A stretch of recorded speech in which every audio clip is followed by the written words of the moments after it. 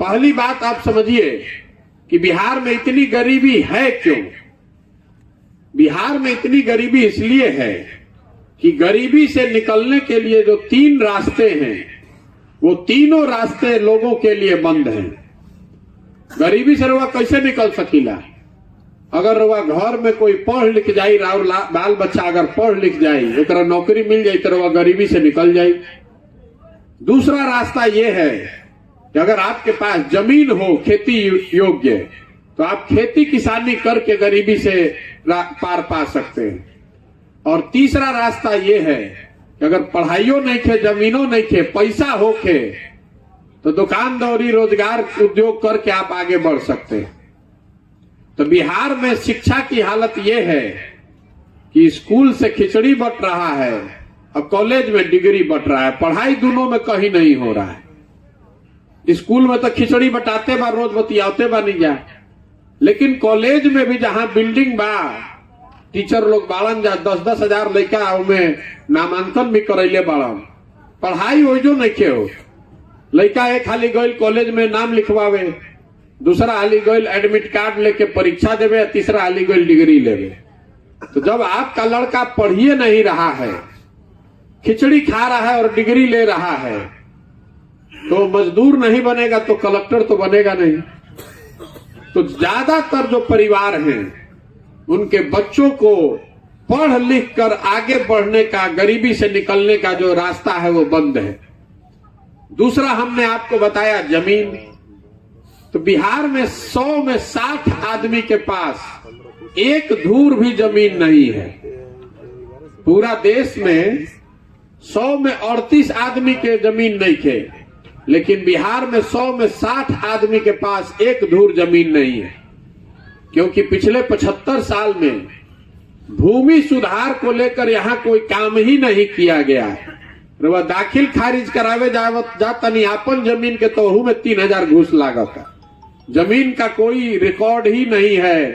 वो 4 गो अटर्नी जो दलाल है, कर्मचारी है, सीओ है, उसी के मर्जी पर है। भूमि सुधार को लेकर इस राज्य में कोई काम आजादी के बाद नहीं किया गया है। पिछला बार भूमि के सर्वे भइल रहे 1917 में, तो 105 बरिस हो गई। तो 60 आदमी के पास तो जमीनें नहीं है। जो 40 आदमी के पास जमीन है उसमें भी 90% मतलब 36 आदमी के पास 1 एकड़ से कम जमीन है।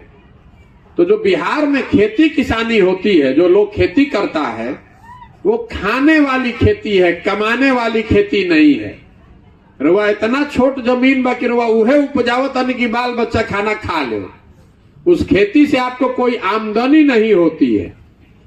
तो 100 में 4 ही आदमी बिहार में खेती करने वाला ऐसा है जो खेती करके कुछ कमा रहा है। बाकी आदमी या तो खेत जोत के खा तड़न, ना तो जरा जमीने नहीं खे ओकरा कोनो उपाय नहीं खे। और तीसरी बात है, अगर आपके पास पूंजी हो, पैसा हो, तो आप कुछ रोजगार धंधा करके अपना जीवन सुधार सकते हैं। तो बिहार में पूंजी है ये नहीं खे। कि पूंजी काहे नहीं खे, बात रहो ध्यान से समझी। ये बात आपको कोई नहीं बताएगा। पूंजी समाज में आता कहां से है? पूंजी आता है जो पैसा आप और हम कमाते हैं, इस पैसा में जो बचत होती है। मान ली 100 रुपया कमैनी, 25-30 रुपया बचल, तो 25-30 रुपया रहो बैंक में जाके रखो। तो समाज के स्तर पर बैंक में जो पैसा जमा होता है, उसी पैसे को बैंक लोन देता है, ऋण देता है, ताकि आप घर बनवा सकें, गाड़ी खरीद सकें, कृषि लोन लीजिए, एजुकेशन लोन लीजिए, उद्योग धंधा के लिए ऋण लीजिए। तो बिहार में इसको नापने का पूरे देश में एक पैमाना है, CD रेशियो, मतलब कितना पैसा बैंक में जमा भइल, कितना पैसा बैंक वाला लोन देलन। तो पूरा देश में जितना पैसा हमने के बैंक में रखीला जा, ओकर 70% मतलब 100 रुपया रवा बैंक में जमा करब तो 70 रुपया बैंक वाला लोन के तौर पर रवा के दी। बिहार में ये दर है 40%। तो इसका असर क्या होता है? पिछले साल इस गरीब बिहार की जनता ने हमने आपने सबने मिलके 4,21,000 करोड़ रुपया बैंक में जमा किया।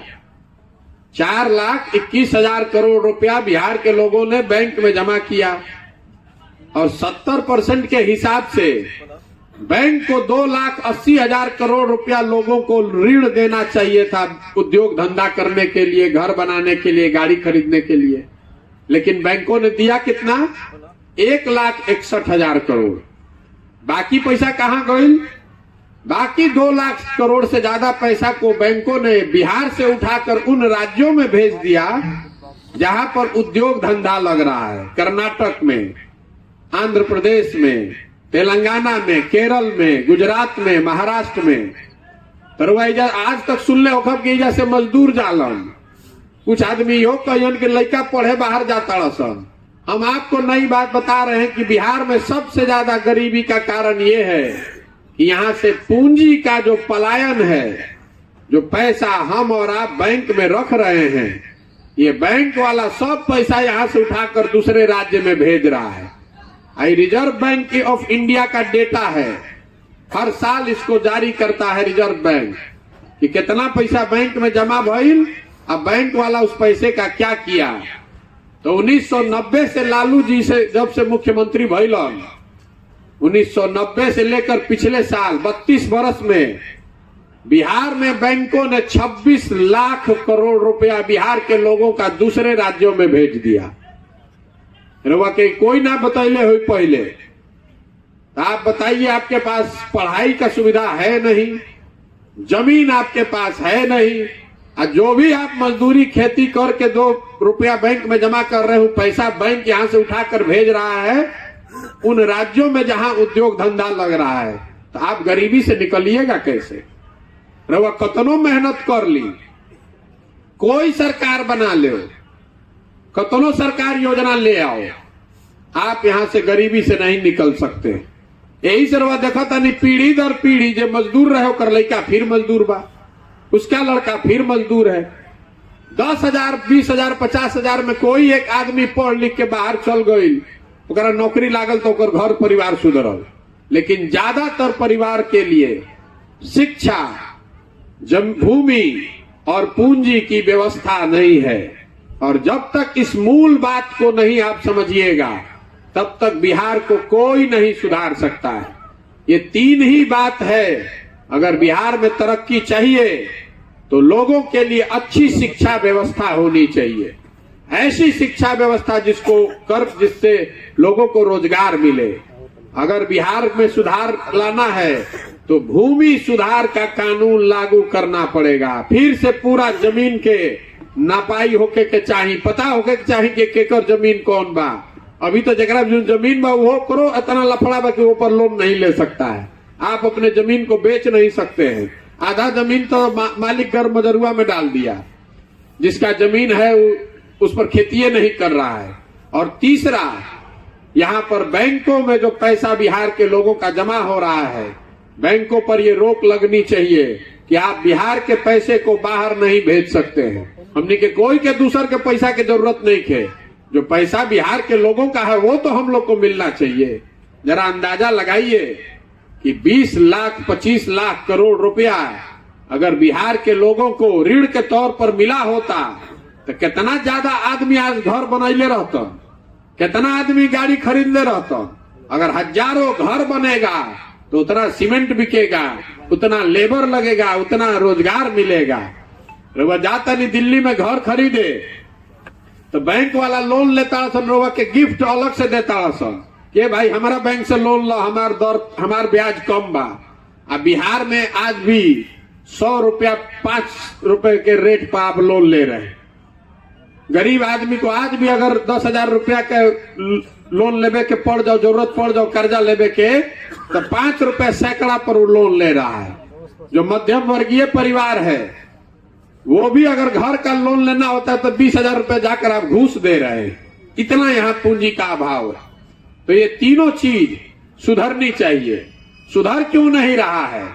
सुधर इसलिए नहीं रहा है कि आप और हम बिहार में हर 5 वर्ष बैठ के बात करते हैं कि बिहार में क्या खराब बा। जहां रवा चल जाए बिहार में, ऐजा सब कोई कुछ जाने चाहे मत जानो, राजनीति जाना था। 4 गो लड़कन के कहीं बैठा दी, घर में, दलान में, खेत खलिहान में, चौक चौराहा पर, चाय के दुकान पर, जहां 4 आदमी बैठी राजनीति बतियाई। यही बतियाएगा कि एजा कितना भ्रष्टाचार बा, एजा सड़क नहीं खे, एजा अस्पताल नहीं खे, एजा लड़कन के पढ़े के व्यवस्था नहीं खे, रोजगार नहीं खे। लेकिन जहिया वोट होई वो दिन सब चलाकी चल जाये, वो दिन सब बात भुला जाये। बिहार में वोट के दिन आदमी के 4 गो बात याद बा। पहला बात कि हमार जात का बा, आ के हमारा जात के खड़ा बा, चलो अब की अपना जात वाला के जितावे के बा। जे जात से बच गई ओकरा के धर्म के नाम पर हिंदू मुसलमान, भारत पाकिस्तान, पुलवामा के नाम पर वोट लिया था। तो काल तक रवा संकल्प ले रही कि अब की हाली है बीजेपी के एमपी के ना जिताई भी, तो 5 वर्ष में मुंह में कम देखले। लेकिन जहिया वोट होई 2 दिन पहले हल्ला हो, ये भाई सब हिंदू एक हो जा, मुसलमान ना जीते के चाहिए। कोई गलती से अगर पूछ दिलस काहे दिहल जाओ भाई, तो करे के आदमी चढ़ जाता ओकरे सर पर।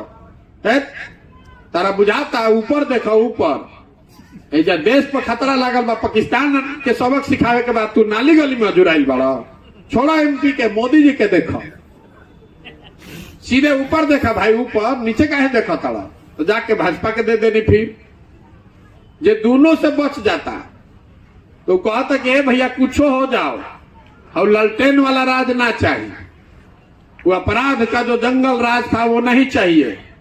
रवा नहीं न जानो, 4 बजे इतना खतरा रहे, आदमी सरे छोड़ के भागत रहे, घर में घुस के अपराधी मारत रहो सब।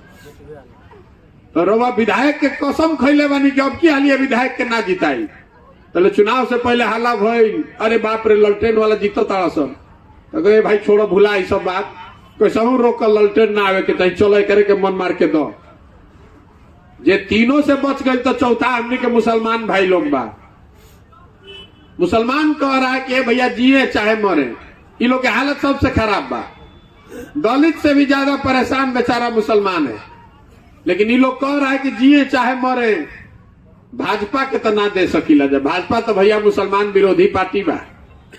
तो बिहार में बचल के, अरे बिहार में तो भैया 2 गो दल बा, एगो मोदी जी के भाजपा और दूसरा लालू जी के ललटेन। नीतीश कुमार बेचारे के तो दले नहीं के बचल, कि कभी ललटेन पकड़ के लटकल बनन, कभी कमल के फूल पर बैठ के पौरा तड़ा।